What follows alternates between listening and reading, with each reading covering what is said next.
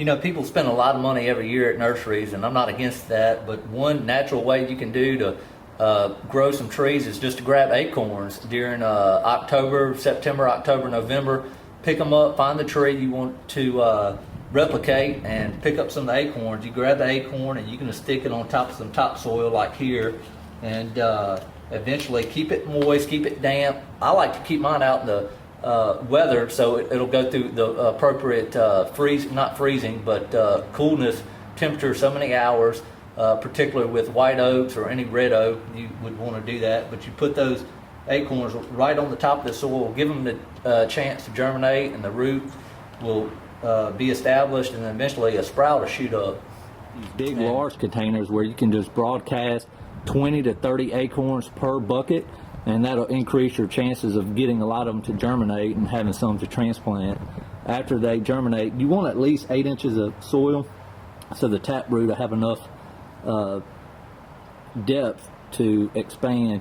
But then I will transplant them into a smaller container, then maybe this 5-gallon container like this right here, or 1 gallon. So here's an example of a lot of white oak, chestnut hybrid acorns that were broadcast out and about in this large container, and you can see a lot of these shoots are starting to come up just by keeping them wet and what have you, keeping some moisture in the ground, but not overdoing it, because you don't want mildew to get all up in this tub. But once they shoot up, get about this tall, anywhere from 8 to 14 inches, I will take them out once I get some more mature ones and transplant them into a smaller container by themselves.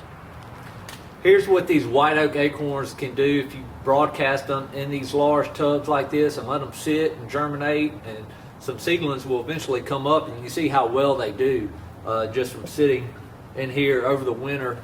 And you can get 20 to 30, 35 trees per container. So this is well over 100 trees right here to put in the forest, and to get you a good start on your land if you're looking to do that at a very affordable, cheap cost.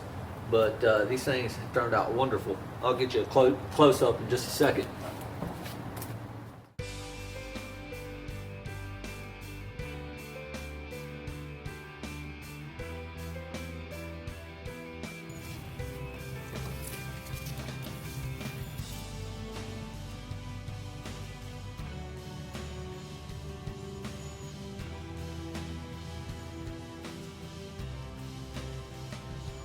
So I've taken some of the larger seedlings out of those large buckets and transplanted them, put some soil in here, in this little bucket right here, and I transplanted them. I try to take the ones that had 3 to 5 leaves on them, and you can see I left the acorn in there with this tree. It's probably 12 inches high. So I'm gonna go ahead and nurture this one a few more months, and then before it gets too late, I'll get it into the ground and hopefully get a good root system. So by the time fall and winter comes along next year, the tree will survive. And I will also put a protector around it so a squirrel, rabbit, or deer can't get to the seedling, because they'd love to eat this up as well as the acorn in the ground. And one thing I like to do to water it, if it's not raining, I got some pine water from the back of our neighborhood, and I just cut some holes in this little jug right here, and I'll keep these watered as if it's rainwater. I try to keep it as natural as possible to give this tree a pretty good start, so hopefully in 20 years, 15 years, it'll be producing. Now this hybrid white oak chestnut can produce as early as 7 to 8 years, but so you can see the tree is getting its nutrients from that acorn right there.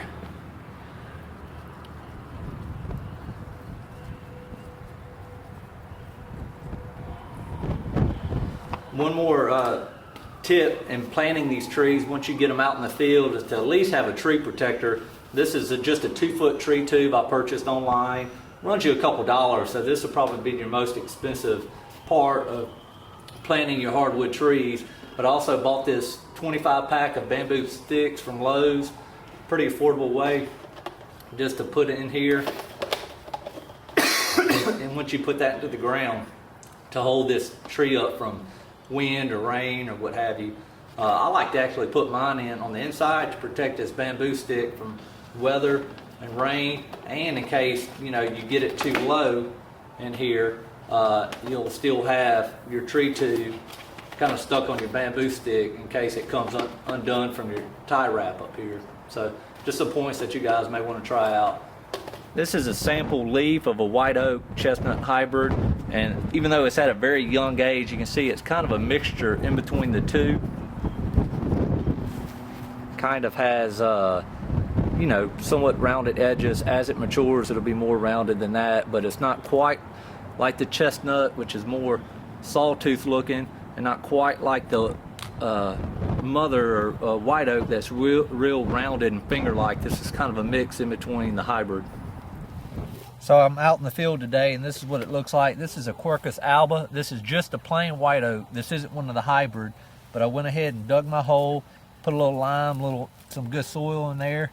And this is the bamboo stick I was telling you about. Stick that bamboo stick in there, and then you can put your tree tube over here protecting your seedling. And then to cinch it up tight, I like to put a little dirt around it to keep this just secure and keep good moisture and everything in here. So you can see out here around this pecan orchard is where we'll put a food plot, and also some more trees. These are sawtooth oaks with some fruit trees, some of these hybrid white oak, chestnut oaks. What the tree looks like, this is one of the hybrid. It actually has leaves on it. This is what it looks like inside the tube. You can see my bamboo stick goes right in there, and once again I just pushed up soil right here around it.